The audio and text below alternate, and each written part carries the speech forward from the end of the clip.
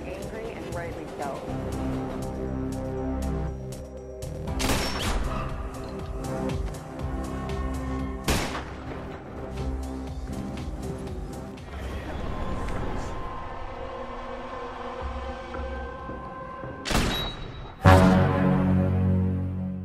Halo, apa kabar semuanya? Semoga kalian semua sehat. Kali ini si Bray akan membahas sebuah alur cerita film berjudul The Shot on Wall Street. Bercerita tentang seorang satpam yang ingin membantai para pejabat kotor setelah istrinya tewas. Oke, tidak usah berlama-lama, bagaimana alur ceritanya? Mari kita saksikan sampai selesai.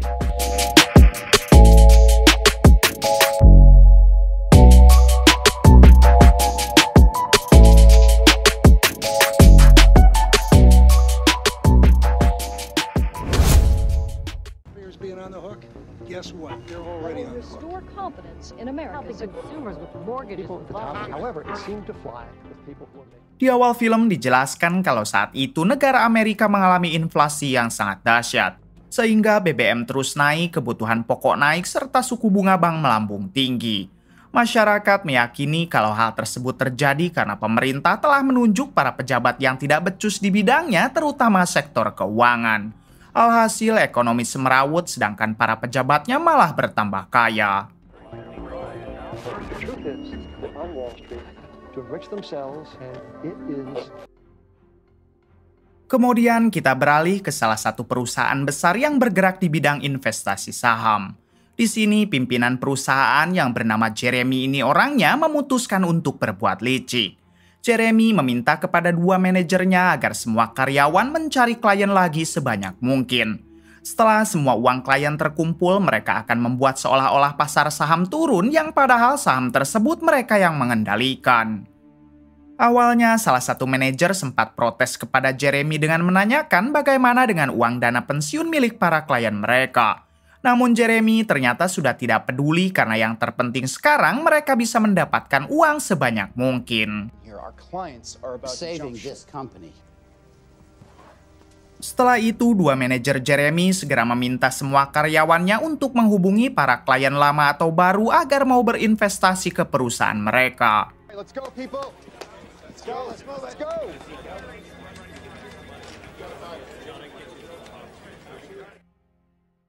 Adegan beralih ke sepasang suami istri bernama James dan Rosie. Rupanya setiap 1 minggu sekali James selalu mengantar Rosie memeriksakan penyakit tumor di kepalanya. The good news, as we can see here, is that tumors are completely gone. Di sini dokter mengatakan kalau tumor di kepala Rosie memang sudah hilang. Namun untuk mencegah tumor itu datang kembali, Rosie masih harus setiap minggu melakukan pemeriksaan, bahkan sekarang Rosie harus disuntik hormon. So what do? Hormone injections once a week, that's the first. Tumors are gone, the gland still acts out, as it were, simply less than good news. The glands are still acting out, which is why we're... Thanks, Doc. You're welcome. Ketika di rumah, terlihat Rosie yang sangat frustasi.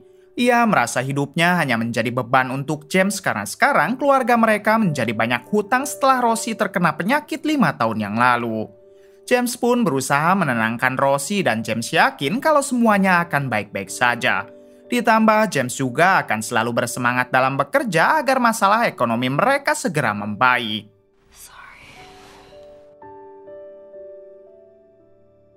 Keesokan harinya, seperti biasa, James pergi bekerja sebagai keamanan yang mengawal truk lapis baja. Truk tersebut berisikan uang yang dikirim ke setiap bank sentral. Di sini, James sempat mengungkapkan keluh kesahnya kepada seorang teman bernama Sean.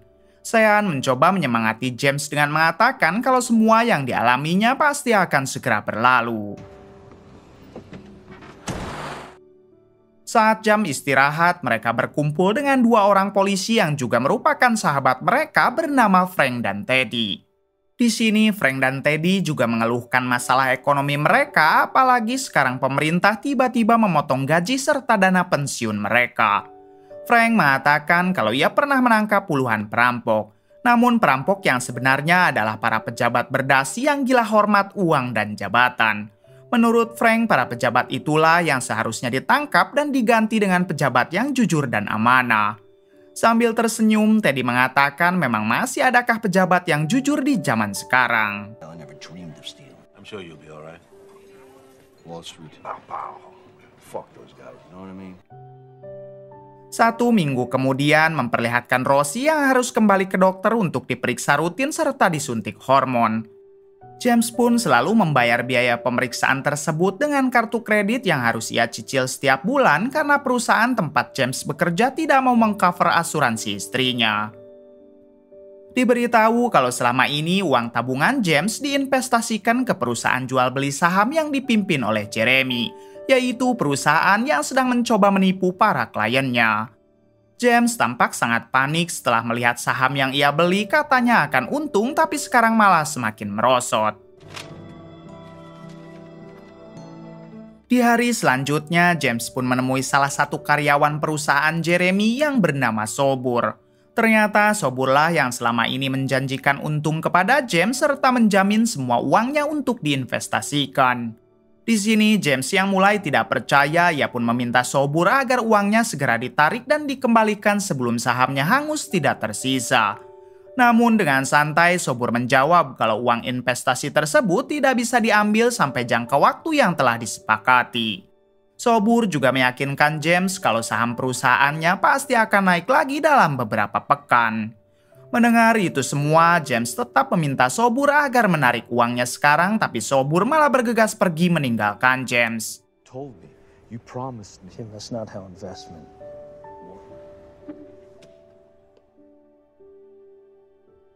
Malam harinya, James yang melihat sahamnya semakin anjlok, ia pun mulai sadar jika dirinya sedang dipermainkan. Lalu dengan segera James menghubungi Sobur. Saat tersambung, James mengatakan kalau ia akan menuntut perusahaan Sobur di pengadilan karena sudah jelas perusahaannya bodong. Keesokan harinya, James pun mendatangi seorang pengacara untuk memuluskan tuntutannya di pengadilan nanti. Setelah ia menjelaskan semua masalahnya, si pengacara siap membantu James dengan cara apapun. Bahkan si pengacara juga berjanji kalau masalah seperti ini pasti bisa ia selesaikan dengan sangat mudah. Namun sebelum melakukan pekerjaannya, si pengacara meminta kepada James agar jasanya dibayar di awal. Hingga ketika si pengacara tahu kalau James sedang tidak mempunyai uang, ia pun menyuruh James untuk keluar dan kembali lagi jika James sudah ada uangnya. Call me. Di hari selanjutnya saat jam istirahat, James ditanyai oleh ketiga sahabatnya mengenai kenapa James terlihat murung. James bercerita kalau ia sedang membutuhkan uang untuk membayar si pengacara dalam menuntut perusahaan investasi bodong. Namun karena ketiga temannya itu juga sedang mengalami kesulitan ekonomi, mereka tidak bisa berbuat banyak. Setelah Frank dan Teddy pergi, tiba-tiba Sean mengatakan kalau ia mempunyai tabungan dan tabungan tersebut akan ia pinjamkan kepada James. James pun awalnya menolak karena ia tidak enak kepada Sean. Namun karena Sean terus memaksa, pada akhirnya ia pun mau menerima uang tersebut. Kemudian dengan segera James kembali mendatangi si pengacara. Ia pun memberikan uang yang sebelumnya diminta oleh si pengacara menggunakan uang pemberian Sean. James berharap pengacaranya ini bisa segera membantu mengembalikan uang investasinya dari tangan Sobur. Contact the other party. I will let them know I am your attorney. Thanks. Di balik itu, Rosie istrinya terus rutin melakukan pemeriksaan dan suntik hormon. Saat James di rumah, Rosie sadar kalau suaminya sedang menanggung beban yang teramat berat. Dari minggu ke minggu, keluarga mereka menjadi semakin terpuruk.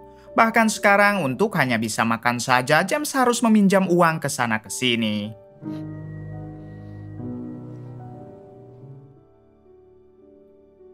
Suatu hari, Rosie menolak pergi ke dokter karena ia tahu kalau James sudah sangat tidak mampu membiayainya. Ditambah Rosie juga menunjukkan tagihan bank yang semakin hari semakin menumpuk. Bahkan salah satu bank yang pernah James hutangi kini akan menyita rumahnya dalam waktu dekat.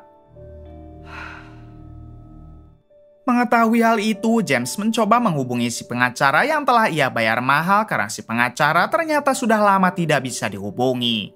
Namun saat tersambung, si pengacara dengan santai mengatakan kalau tuntutan James tidak berlaku sebab perusahaan Sobur yang sedang ia tuntut sudah dilindungi hukum.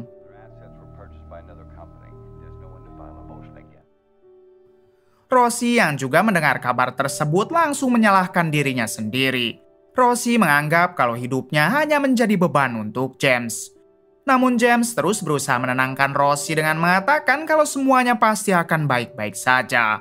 Lalu ia pun segera pamit untuk bekerja karena tidak sanggup melihat istrinya terus menangis. Sesampainya James di kantor, ia kembali menelan pil pahit sebab atasannya tiba-tiba memecat James dengan alasan yang tidak masuk akal. James sempat mempertanyakan apa salahnya sehingga ia harus dipecat. Si atasan menjelaskan kalau James telah mempunyai banyak hutang dan ia takut pekerjaan James akan terganggu dengan masalah hutang tersebut. Just can't have you working here not under these conditions. Jim, I'm sorry, but we're gonna have to let you go. Setelah James dipecat, ia pun nekat mendatangi kantor pejabat ketenagakerjaan karena menurut James tidak seharusnya ia dipecat secara sepihak. Namun ketika James sudah menunggu lama, asisten si pejabat ketenagakerjaan malah mengusir James dengan alasan si pejabat sedang keluar kota. Bersamaan dengan itu, hati James dibuat murka karena ternyata si pejabat ketenagakerjaan ada di kantor. Asistennya akhirnya mengatakan kalau si pejabat memang tidak suka diganggu apalagi diganggu oleh orang yang miskin.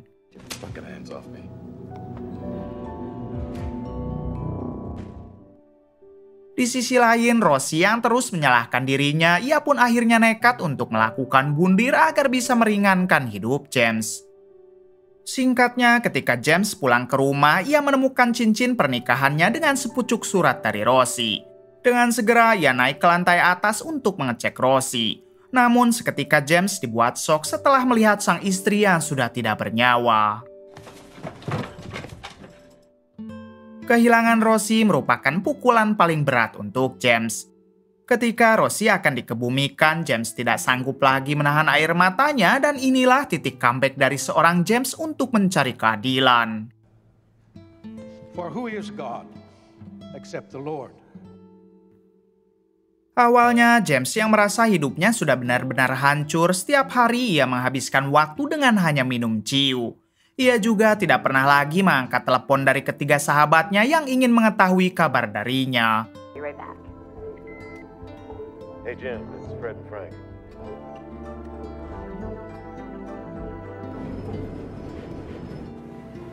We miss you, pal. Suatu malam saat James berjalan tanpa tujuan, ia tak sengaja melihat si pejabat ketenagakerjaan yang sedang berpesta pora dengan orang-orang kaya. Hingga tak lama si pejabat keluar untuk mengangkat telepon. Saat itu juga James menghampiri si pejabat dan bertanya kenapa si pejabat tidak mau berpihak kepada orang miskin. Si pejabat dengan songong mengatakan kalau orang miskin tidak bisa menghasilkan uang untuknya. Dengan refleks, James mendorong si pejabat sampai ia harus koit tertabrak sebuah taksi. Kemudian James pun memilih segera kabur melewati jalan yang sepi. Kabar tentang kematian si pejabat ketenagakerjaan ternyata ramai diperbincangkan di berbagai media. Namun untungnya para polisi menganggap kalau itu semua hanya sebuah kecelakaan biasa. Dari sinilah James berjanji akan membantai juga para pejabat yang telah membuat kebobrokan dalam sistem keuangan di negara ini. Rencana James dimulai dengan mendatangi sebuah toko surat kabar yaitu untuk mencari informasi siapa saja dalang yang terlibat kebobrokan sistem ini.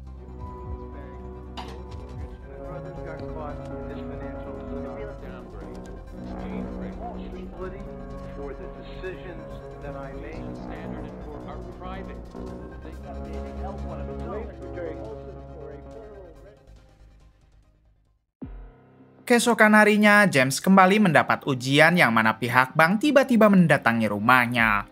Ternyata orang dari bank ingin menyampaikan kalau James harus segera angkat kaki karena rumah James akan segera disita dalam 24 jam.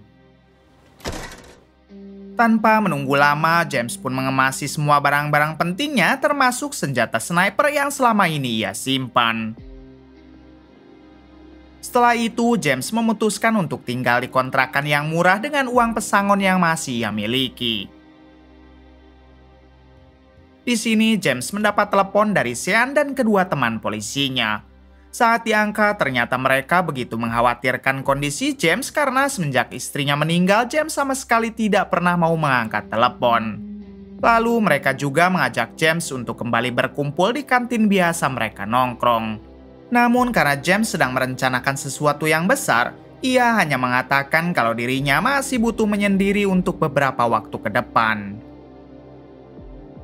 Kemudian James pergi menemui penjual senjata ilegal. Dengan sisa uang yang ia miliki, James membeli senjata untuk memuluskan semua rencananya.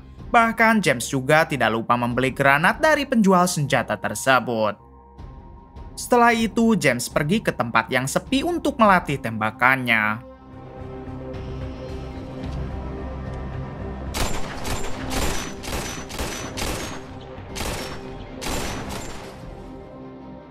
Singkat cerita, James yang merasa semua persiapannya sudah cukup, ia pun diam-diam menunggu satu orang target di sebuah parkiran. Tak lama targetnya itu datang dan James tanpa ragu langsung menghabisinya. Ternyata orang tersebut merupakan wakil presiden dari perusahaan saham yang sangat terkenal. Media mengabarkan kalau para polisi sangat sulit mencari pelaku penembakan tersebut sebab James sama sekali tidak meninggalkan jejak. Di aksi selanjutnya, James berniat akan menghabisi seorang menteri keuangan. Menurut James, si menteri adalah orang yang seharusnya bertanggung jawab atas sistem kapitalisme yang bobrok ini. Dalam aksinya tersebut, James diam-diam mengawasi rumah si menteri dari kejauhan. Lalu saat ada kesempatan, James pun langsung melesatkan tembakan snipernya. Setelah kejadian itu, para polisi dan berbagai media langsung mengabarkan tentang teror tersebut. Mereka menyimpulkan kalau para pejabat di sektor keuangan harus berhati-hati sebab ada orang yang sepertinya ingin membantai mereka. Malam harinya, James kembali melakukan aksi dan kali ini ia menghabisi seorang pejabat BUMN yang menaungi semua bank sentral di seluruh Amerika. James rupanya tahu kalau orang tersebut sering sekali mengambil kebijakan yang selalu menyengsarakan rakyat dengan seenak udelnya. 2 hari kemudian, Jeremy yang merupakan pimpinan perusahaan investasi bodong, ia merasa panik setelah mendengar banyak berita mengenai tewasnya para pejabat di sektor keuangan. Jeremy yang takut dihabisi juga, ia pun langsung meminta stafnya untuk menyewa bodyguard tangguh demi bisa melindungi dirinya. Di sisi lain, James kini sudah mau berkumpul bersama ketiga sahabatnya di kantin biasa mereka nongkrong. Bahkan karena lelucon para sahabatnya itu, untuk pertama kalinya James bisa tersenyum. Kemudian mereka juga membahas tentang teror yang sekarang marak terjadi kepada para pejabat di sektor keuangan. James dengan terang-terangan mengatakan kalau ialah pelaku yang sudah membantai mereka. Bahkan James juga berencana untuk membantai perusahaan investasi bodong yang menipunya. Mendengar itu semua, ketiga temannya malah tertawa karena menyangka ucapan James hanyalah sebuah candaan semata. You gotta tell us where you're going, alright? I understand. I feel like doing the same thing sometimes. Oh, shut up. I'm not... You ruin it for me. Di hari selanjutnya, James menyamar sebagai tukang bersih-bersih di perusahaan investasi milik Jeremy. Ternyata James melakukan hal itu untuk memahami tata letak gedung di perusahaan tersebut. Setiap hari James pergi ke sana sampai dirinya benar-benar paham semua ruangan kantor milik Jeremy.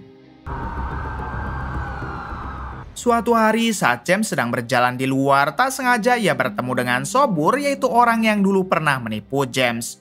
Kita tahu Sobur juga adalah karyawan Jeremy yang selalu mencari klien untuk ditipu. Sobur yang tidak tahu malu, ia pun sempat-sempatnya menawari James untuk melakukan investasi kembali. Bahkan Sobur langsung memberikan kartu nama baru kepada James. It's good to see you. Yeah, you too. Yeah, call me. Malam harinya, James pun menghubungi Sobur. Kali ini, James berpura-pura akan kembali menginvestasikan uangnya dengan alasan ia baru saja memenangkan sebuah lotre. Mendengar hal itu, Sobur pun langsung meminta James untuk menemuinya di kantor pada besok hari dan jangan lupa membawa uangnya. Setelah menghubungi Sobur, James pergi ke sebuah tempat sepi untuk melatih tembakannya yang sekarang semakin terasa.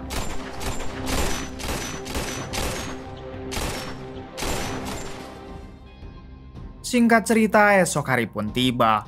Terlihat James mendatangi sebuah gedung kosong yang berada tepat di depan kantor perusahaan Jeremy. Lalu James mempersiapkan amunisinya karena sekarang ia akan membantai mereka. Tak lama dari itu, Sobur berjalan menuju kantor hingga detik itu juga inilah yang dilakukan James. Setelah menghabisi Sobur, ia langsung menembaki semua karyawan Jeremy yang selama ini telah menipu semua orang.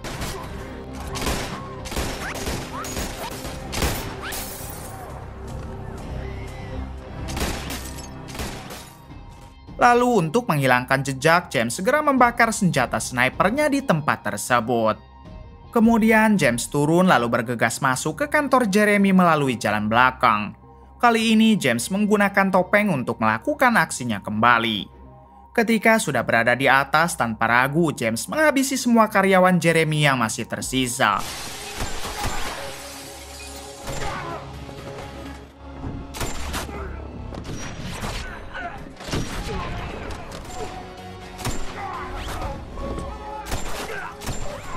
Bahkan di sana James meledakkan beberapa granat yang sebelumnya telah ia beli dari si penjual senjata ilegal. Setelah meratakan mereka, James naik lagi ke lantai paling atas untuk menemui Jeremy. Di sini James sempat tertembak di tangannya oleh seorang pengawal Jeremy, namun beruntung James dapat menghabisinya.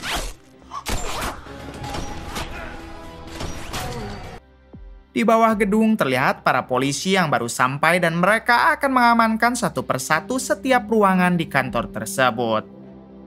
Sementara itu, James akhirnya bertemu dengan Jeremy yang sekarang hanya tinggal dia seorang. James membuka topengnya lalu bertanya kenapa Jeremy tega membohongi rakyat demi kepentingan dirinya sendiri. Tanpa merasa bersalah, Jeremy mengatakan kalau semua pejabat selalu melakukan hal kotor demi mendapatkan uang yang sangat banyak. Bahkan dari 1.000 orang mungkin hanya ada satu pejabat yang berperilaku jujur. Sementara untuk para banker tidak mungkin dia bisa kaya kalau tidak dengan menipu nasabah atau kliennya.